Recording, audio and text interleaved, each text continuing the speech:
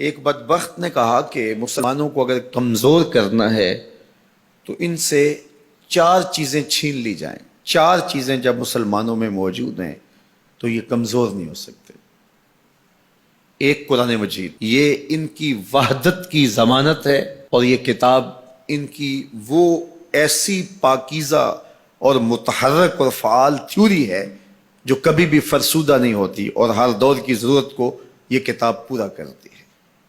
اور یہ اس غیر متبدل کتاب کے ذریعے سے گرے ہوئے بھی اٹھ پڑتے ہیں. تو اس کتاب کو اگر ختم کر دیا جائے تو یہ تسخیر کیے جا سکتے ہیں. دوسری بات، ان سے حج ختم کر دیا جائے. حج ان کی وحدت کی علامت ہے، ان کی شان و شوکت اور شکوہ مسلم کی ضمانت ہے. لہذا حج ختم کر دیا جائے تو ان کو تسخیر کیا جا سکتا ہے. تیسری بات، ان سے جہاد کا خاتمہ کر دیا جائے. جہاد ختم ہو جائے گا تو یہ کمزور ہو جائیں گے. چوتھی چیز، ان کے سینے سے عشق رسول چھین لیا جائے. محبت رسول اس کے سینے سے کھینچ لی جائے. اگر یہ دولت نہیں رہے گی تو یہ مٹی کے مجسمے ہوں گے اور ان کے اندر کچھ نہیں ہوگا. وہ فاقہ کش جو موت سے ڈرتا نہیں ذرا، روح محمد اس کے بدن سے نکال لو. تو کہا یہ 4 چیزیں اگر ان سے چھین لی جائیں تو ان کو تسخیر کرنا آسان ہوگا. اب ان میں سے 2 چیزوں پر جب محنت کی گئی تو جہاد کے خاتمے کے لیے مسلمہ پنجاب مرزا قادیانی کو کھڑا کیا گیا، اور اس کا کام یہ تھا کہ مسلمانوں کی ذہن سازی کرے کہ جہاد ختم ہو گیا ہے. اور وہ خود لکھتا ہے کہ میں نے جہاد کی ممانعت پر اتنا کچھ لکھا ہے اور اطراف و اکناف میں بھیجا ہے، اگر وہ جمع کرنا ممکن ہو تو 300 الماریاں بھر جائیں. اتنا کچھ میں نے جہاد کی ممانعت میں لکھا ہے. تو وہ اس ایجنڈے پہ آیا تھا.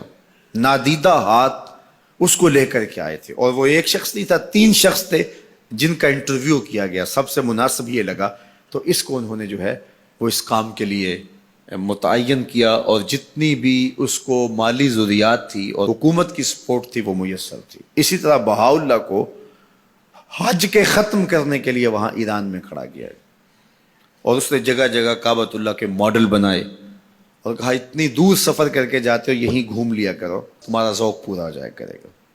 اب یہ 2 لوگوں کو نادیدہ ہاتھوں نے ان 2 چیزوں کو ختم کرنے کے لیے، جہاد اور حج کو ختم کرنے کے لیے تیار کیا تھا، اور ان کے اوپر اس زمانے کے اندر انہوں نے کروڑوں روپے لگائے تھے. اب جب وہ مر بھی گئے ہیں تو ان کے متبعین کو وہ اسی طرح سپورٹ کر رہے ہیں، اس لیے ان کے متبعین جو ہیں وہ موجود ہیں. باقی جس نے بھی ادعائے نبوت کیا پاگل پن کی وجہ سے، یا جو ہے وہ اس کے اندر کوئی صلاحیت تھی تو وہ تکبر میں آ گیا، تو اس پاگل پن کی وجہ سے اس نے اعلان کیا، جب وہ گیا تو سلسلہ ختم ہو گیا. لیکن یہ جو 2 لوگ تھے ان کو باقاعدہ نادیدہ ہاتھوں نے کاشت کیا تھا اور پھر پانی دیا تھا، اور اب یہ کٹ گیا ہے تو نیچے سے ان کی پنیری کو وہ اب بھی جو ہے وہ پانی دے رہے ہیں اور گوڈی کر رہے ہیں، اور مسلمانوں کے اندر رخنہ اندازی کے لیے انہوں نے ہمیشہ ان کو فعال رکھا ہے اور ان کو ہمیشہ وسائل فراہم کر رہے ہیں.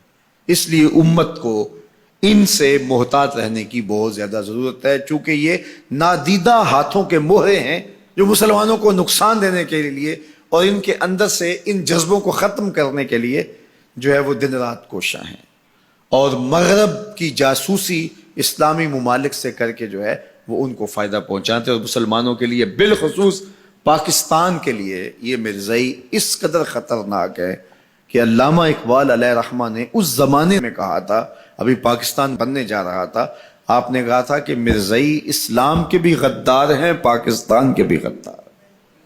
اور پھر زمانے نے دیکھا، علامہ اقبال علیہ رحمہ تو 1938 میں انتقال کر گئے، لیکن 47 میں پاکستان بنا تو لوگوں نے دیکھا کہ ان لوگوں نے پاکستان کی مخالفت کی، اور جب پاکستان ٹوٹا، 2 ٹکڑوں میں تقسیم ہوا، تو اس وقت قادیاں میں چراغاں کیا گیا، انہوں نے خوشی کا اظہار کیا. پاکستان ایٹمی طاقت بنا تو وہاں سوگ منایا گیا، اور آج بھی یہ ربوے کے اندر دفن ہوتے ہیں تو امانتاً دفن ہوتے ہیں. ان کا یہ مکروہ عقیدہ ہے کہ پاکستان ٹوٹ جائے گا اور ہمیں یہاں سے اٹھا کر کے ہماری گندی لاشوں کو وہاں ربوے سے قادیان کے اندر شفٹ کیا جائے گا.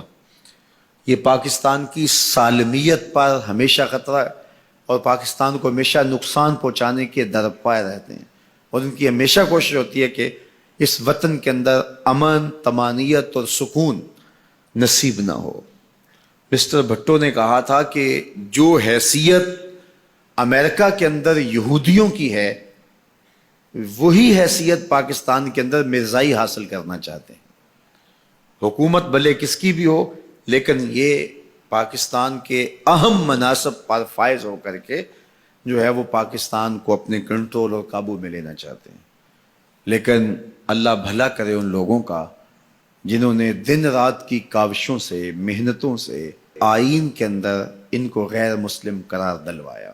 علماء نے، مشائخ نے، سب لوگوں نے، تمام مسالک کے لوگوں نے مل کے اس میں کاوش کی، محنت کی کہ یہ 7 ستمبر کا دن تھا، 1974 کی شام تھی، 4:35 ہو رہے تھے کہ جب دستخط ہوئے کہ مرزائی چاہے ربوی ہوں چاہے لاہوری ہوں کافر ہیں، اور پھر ہر سمت سے نعرہ تکبیر اور نعرہ رسالت کی آوازیں آنے لگی اور تاجدار ختم نبوت زندہ باد کی صدائے دل نواز گونجنے لگی.